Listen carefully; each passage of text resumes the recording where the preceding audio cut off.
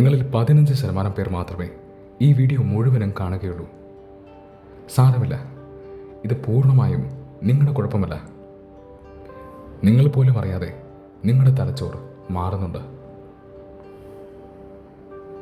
ഒരു വളരെ വലിയ അപകടത്തെക്കുറിച്ചാണ് സംസാരിക്കാൻ പോകുന്നത്. പക്ഷെ അതിനെക്കുറിച്ച് പറയുന്നതിന് മുമ്പ് ചില ചോദ്യങ്ങൾ ചോദിക്കേണ്ടതായിട്ടുണ്ട്. കഴിഞ്ഞ കുറച്ച് നാളുകളായി നിങ്ങൾക്ക് ഫോക്കസ് ചെയ്യാനുള്ള കഴിവ് കുറയുന്നതായി തോന്നുന്നുണ്ടോ? ശ്രദ്ധിക്കാനുള്ള കഴിവ് കുറയുന്നതായി തോന്നുന്നുണ്ടോ? എന്തെങ്കിലും ഒരു ആവശ്യത്തിന് വേണ്ടി നിങ്ങൾ ഫോൺ എടുക്കുന്നു. പെട്ടെന്ന് നിങ്ങൾക്കൊരു മെസ്സേജ് വരുന്നു, നോട്ടിഫിക്കേഷൻ. നിങ്ങളത് ക്ലിക്ക് ചെയ്യുന്നു. ഏതോ ഒരു ഇൻസ്റ്റാഗ്രാം വീഡിയോ ആണ്. നിങ്ങൾ ആ വീഡിയോ കാണുന്നു. പെട്ടെന്ന് നിങ്ങൾ അടുത്ത വീഡിയോ കാണുന്നു. പിന്നെ പെട്ടെന്ന് അടുത്ത വീഡിയോ കാണുന്നു. നിങ്ങൾ പോലും അറിയാതെ നിങ്ങളിങ്ങനെ ഇൻസ്റ്റാഗ്രാം റീൽസ് കണ്ടുകൊണ്ടിരിക്കുന്നു. 1 മണിക്കൂർ കഴിയുമ്പോഴാണ് നിങ്ങൾ തിരിച്ചറിയുന്നത് 1 മണിക്കൂർ കയ്യിൽ നിന്ന് പോയിന്ന്. ബുക്സോ പേപ്പറോ വായിക്കാൻ സാധിക്കുന്നില്ല. വായിക്കുമ്പോൾ ക്ഷീണം തോന്നുന്നു. ഒരു സിനിമ കാണാൻ സാധിക്കുന്നില്ല. അത്രയും നേരം ഒരു സിനിമ ശ്രദ്ധിച്ചിരിക്കാൻ സാധിക്കുന്നില്ല. എന്തിന് 10 മിനിറ്റുള്ള ഒരു യൂട്യൂബ് വീഡിയോ കാണാൻ സാധിക്കുന്നില്ല. അഥവാ വളരെ വലിയൊരു യൂട്യൂബ് വീഡിയോ കാണുകയാണെങ്കിൽ തന്നെ പ്രധാനപ്പെട്ട ഭാഗങ്ങൾ മാത്രം കാണുന്നു. ബാക്കിയെല്ലാം സ്കിപ്പ് ചെയ്യുന്നു. അല്ലെങ്കിൽ വീഡിയോയുടെ സ്പീഡ് കൂട്ടിവെക്കുന്നു. ഒരു പാട്ട് കേൾക്കുമ്പോൾ പോലും ഇങ്ങനെയാണ്. ഇഷ്ടമുള്ള ഭാഗത്തേക്ക് പാട്ട് സീക്ക് ചെയ്ത് വെച്ച് അത് മാത്രം കേൾക്കുന്നു. ആൾക്കാർ സംസാരിക്കുമ്പോൾ ശ്രദ്ധിക്കാൻ പറ്റുന്നില്ല. ഇപ്പോൾ പറഞ്ഞ കാര്യങ്ങളിൽ ചിലതെങ്കിലും നിങ്ങളുടെ ജീവിതത്തിൽ സംഭവിക്കുന്നുണ്ടോ? എങ്കിൽ നിങ്ങൾ പോലും അറിയാതെ ബ്രെയിൻ റോട്ട് എന്ന അവസ്ഥയിലൂടെ നിങ്ങൾ കടന്നു പോവുകയാണ്. വളരെ സാവധാനം ഒരു മനുഷ്യൻ്റെ ബുദ്ധി നശിക്കുന്നൊരു കാര്യമാണ് ബ്രെയിൻ റോട്ട്. പക്ഷേ ശ്രദ്ധിക്കൂ, ഇതൊരു മെഡിക്കൽ കണ്ടീഷനല്ല. ഇതിന് ചികിത്സയ്ക്ക് ഒരു ഡോക്ടറിൻ്റെ അടുത്ത് പോകാൻ സാധിക്കില്ല. മെഡിക്കൽ വേൾഡ് ഇതുവരെ ബ്രെയിൻ റോട്ട് എന്ന സാധനത്തെക്കുറിച്ച് സംസാരിച്ചിട്ടില്ല. ഇതിന് മരുന്നുകളുമില്ല. ഇതൊരു അസുഖവുമല്ല. നമ്മുടെ പുതിയ ജീവിതശൈലി കാരണം നമ്മൾ തന്നെ സൃഷ്ടിച്ചു വെച്ചൊരു പ്രശ്നമാണിത്. ഇൻ്റർനെറ്റിൽ ഇതിനെക്കുറിച്ച് ഒരുപാട് സംസാരം നമുക്ക് കേൾക്കാൻ സാധിക്കും. ബ്രെയിൻ റോട്ട് ഉള്ളപ്പോൾ സംഭവിക്കുന്ന എന്താണ്? ശ്രദ്ധിക്കാനുള്ള കഴിവ് കുറയുന്നു.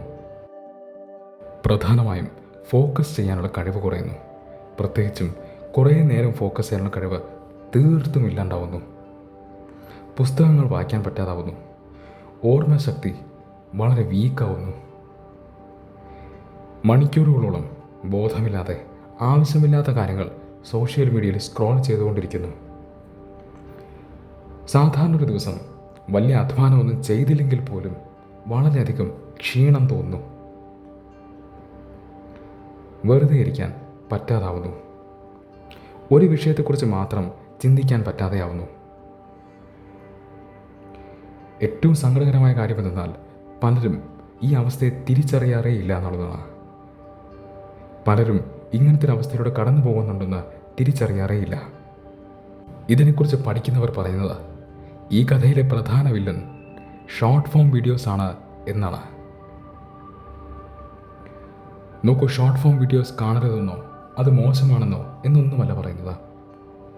പക്ഷേ സൂക്ഷിച്ചില്ലെങ്കിൽ ഇതൊരു പ്രശ്നം തന്നെയാണ്. ഇത്തരം വീഡിയോസ് കാണുമ്പോൾ വളരെയധികം ബോധം ആവശ്യമാണ്. എന്താണ് ഷോർട്ട് ഫോം വീഡിയോ?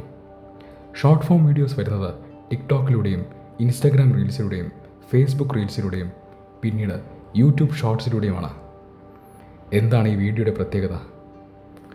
ഈ വീഡിയോയുടെ ദൈർഘ്യമാണ് അതിൻ്റെ ഏറ്റവും വലിയ പ്രത്യേകത. 1 മിനിറ്റിൽ താഴെയാണ് ഇതിൻ്റെ ദൈർഘ്യം. പലപ്പോഴും 30 സെക്കൻഡോ അതിന് താഴെയോ. ഇതിൻ്റെ കുഴപ്പമെന്താണ്? നോക്കൂ, വല്ലപ്പോഴും ഷോർട്സ് കാണുന്നതോ അല്ലെങ്കിൽ ഇൻട്രസ്റ്റിംഗ് ആയ ഷോർട്ട് വീഡിയോ കാണുന്നതോ തെറ്റല്ല. ശരിക്കും പറഞ്ഞാൽ ഒരർത്ഥത്തിൽ അതൊരു കഴിവാണ്. 10-30 സെക്കൻഡിനുള്ളിൽ വളരെ വലിയൊരു ഇൻട്രസ്റ്റിംഗ് ആയ ഒരു കാര്യം ഷെയർ ചെയ്യുക, അതൊരു ടാലൻറ്റ് തന്നെയാണ്. പക്ഷേ ഇത്തരം വീഡിയോസ് മാത്രമാണ് നിങ്ങൾ കാണുന്നതെങ്കിൽ അത് ഡേഞ്ചറാണ്. അത് പ്രത്യേകിച്ച് കണ്ടിന്യൂസ് ആയിട്ട്, അതായത് നിരന്തരം അവസാനമില്ലാതെ മണിക്കൂറുകളോളം നിങ്ങൾ ഷോർട്ട് വീഡിയോസ് കാണുകയാണെങ്കിൽ, അത് എല്ലാ ദിവസവും നിങ്ങളത് ഫോളോ ചെയ്യുകയാണെങ്കിൽ അതൊരു പ്രശ്നമാണ്. പ്രധാന പ്രശ്നം ഫോക്കസ് നഷ്ടമാകും എന്നുള്ളതാണ്. കാരണം നമ്മൾ പറഞ്ഞു, ഒരു ഷോർട്ട് വീഡിയോയുടെ ഏറ്റവും വലിയ പ്രത്യേകത അതിൻ്റെ ഡ്യൂറേഷനാണ്, അതിൻ്റെ ദൈർഘ്യമാണ്. 1 മിനിറ്റിൽ താഴെയാണത്. ഈ അടുത്ത് യൂട്യൂബ് അതിൻ്റെ റെസ്ട്രിക്ഷൻ മാറ്റി ഷോർട്ട് ഫോം വീഡിയോസിൻ്റെ ദൈർഘ്യം 3 മിനിറ്റാക്കി. അതൊരു പക്ഷേ ബ്രെയിൻ റോട്ട് എന്ന പ്രതിഭാസത്തെക്കുറിച്ച് മനസ്സിലാക്കിയത് കൊണ്ടായിരിക്കാം, അല്ലെങ്കിൽ അതൊരു പ്രശ്നമായി മാറുന്നുണ്ടെന്ന് തോന്നിയത് കൊണ്ടാവാം. എന്തായിരുന്നാലും ഇപ്പോഴും ബഹുഭൂരിപക്ഷം ഷോർട്ട് വീഡിയോസും 1 മിനിറ്റിൽ താഴെയാണ്. പലതും നേരത്തെ പറഞ്ഞ പോലെ 30 സെക്കൻഡിനോട് അടുപ്പിച്ചാണ്. കുഴപ്പമെന്നാൽ സ്ഥിരമായി 30 സെക്കൻഡ് വീഡിയോ കാണുന്ന ഒരാൾക്ക്, അതും ഒരു ദിവസം തന്നെ മണിക്കൂറുകളോളം നേരം 30 സെക്കൻഡ് വീഡിയോ കാണുന്ന ഒരാൾക്ക് 30 സെക്കൻഡിൽ കൂടുതൽ നേരം ഒരു കാര്യത്തിലും ഫോക്കസ് ചെയ്യാൻ സാധിക്കില്ല എന്നുള്ളതാണ്. ഇത് നിങ്ങൾക്ക് വിശ്വസിക്കാൻ പ്രയാസമുണ്ടെങ്കിൽ ഇപ്പോഴുള്ള സ്കൂളുകളിലെ ടീച്ചേഴ്സിനോട് ചോദിച്ചാൽ മതി. അവർ പറയും കുട്ടികളെ പഠിപ്പിക്കാൻ എന്തുമാത്രം പ്രയാസമാണെന്ന്.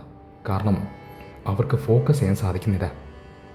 10-15 സെക്കൻഡിൽ കൂടുതൽ നേരം ഒരു കുട്ടിക്കും ഒരു വിഷയത്തിൽ ഫോക്കസ് ചെയ്യാൻ പറ്റുന്നില്ല, ഏതെങ്കിലും ഒരു പോയിന്റിൽ ഫോക്കസ് ചെയ്യാൻ പറ്റുന്നില്ല.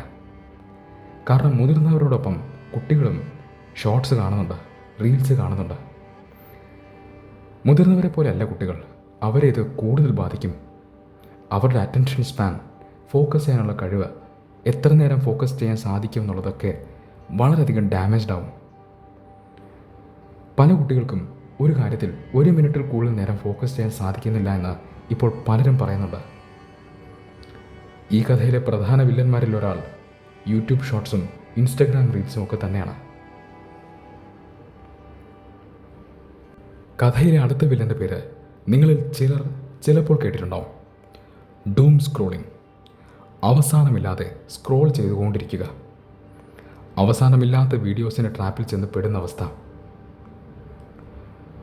ഒന്നിന് ശേഷം അടുത്തത്, അതിനുശേഷം അടുത്തത്, അങ്ങനെ സ്ക്രോൾ ചെയ്തുകൊണ്ട് വീഡിയോസ് കണ്ടുകൊണ്ടിരിക്കുക. അല്ലെങ്കിൽ ഫേസ്ബുക്കിൽ ഒന്നിന് ശേഷം അടുത്തത്, അതിനുശേഷം അടുത്തതായി ഓരോരോ കാര്യങ്ങൾ കണ്ടുകൊണ്ടേയിരിക്കുക. ഇത് വളരെ വലിയൊരു പ്രശ്നമാണ്. കാരണം ഒന്ന്, ഈ സ്ക്രോളിങ്ങിന് അവസാനമില്ല.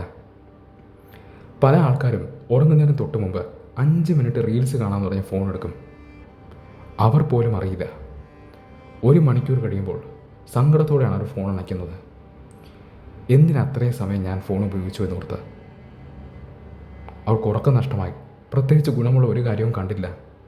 അടുത്ത ദിവസം നേരത്തെ എണീക്കുകയും വേണം. വിഷമിച്ചാണ് അവർ കിടക്കുന്നതെങ്കിലും അടുത്ത ദിവസം വീണ്ടും അവർ ഇതൊക്കെ തന്നെ ചെയ്യും. വീണ്ടും അവരിരുന്ന് ഇൻസ്റ്റഗ്രാമോ ഫേസ്ബുക്കോ യൂട്യൂബ് ഷോർട്സോ കണ്ടുകൊണ്ടേയിരിക്കും. നോക്കൂ, വീണ്ടും പറയുന്നു, ഷോർട്ട് വീഡിയോസ് അല്ല പ്രശ്നം, പക്ഷെ അത് അവസാനമില്ലാതെ കണ്ടുകൊണ്ടിരിക്കുന്നതാണ്. അതിനൊരു സ്റ്റോപ്പില്ല. നിങ്ങൾ സ്ക്രോൾ ചെയ്തുകൊണ്ടിരിക്കുകയാണ്. അതൊരു പ്രശ്നം തന്നെയാണ്.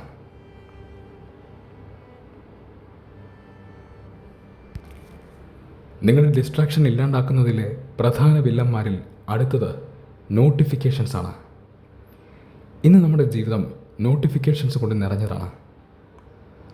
നോട്ടിഫിക്കേഷൻസ് ഇല്ലാത്തൊരു ഫോൺ ഒരു അത്ഭുതമാണ്.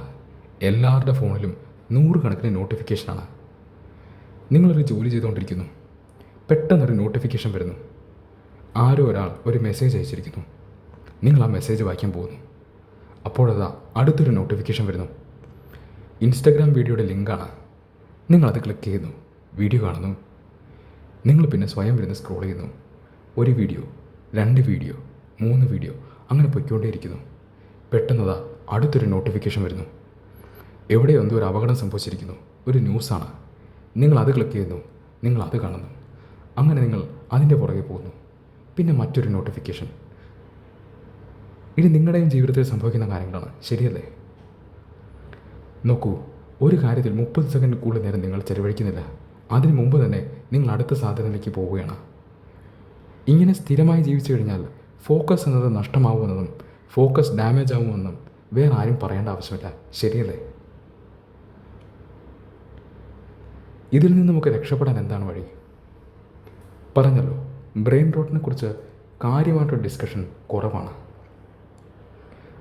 പക്ഷേ എന്നാലും ചില ആൾക്കാരെങ്കിലും അവരുടെ എക്സ്പീരിയൻസിലൂടെ ചില നല്ല സജഷൻസ് വച്ചിട്ടുണ്ട്.